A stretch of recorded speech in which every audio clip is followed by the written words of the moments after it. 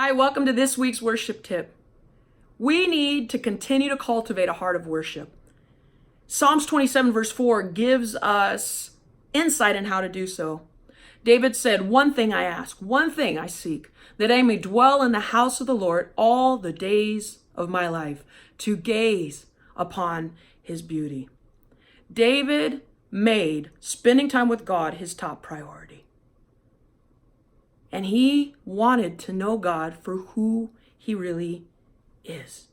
Another translation says, to delight in the Lord's perfections, to meditate on them. We have the same opportunity to really get to know God for who he is. See, he has invited us to know him in a real personal way. Verse 8 says, "Lord, I hear you say, seek my face. My heart responds, your face I seek." He wants us to know who he is. The face represents his character, his nature.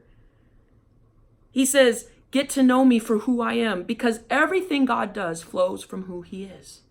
And so we, as worshipers, want to continue to get to know God for who he is. To make a regular practice of meditating on his character. That God is good. That God is faithful.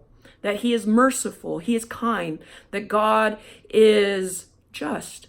Have you ever taken time just to really think about who God is and get to know him that way? The people you know best in your life are the people you live with, spend a lot of time with.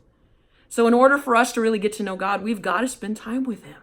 Make it a top priority, the one thing that we seek. And while we're there, not just list off all the things we want God to do for us, but really get to know him for who he is. Can you hear his invitation to you today? Come, seek my face, get to know me. Wow, how that will change you as a worshiper and create within you such a deep, sweet, intimate relationship through which your ministry of worship will flow.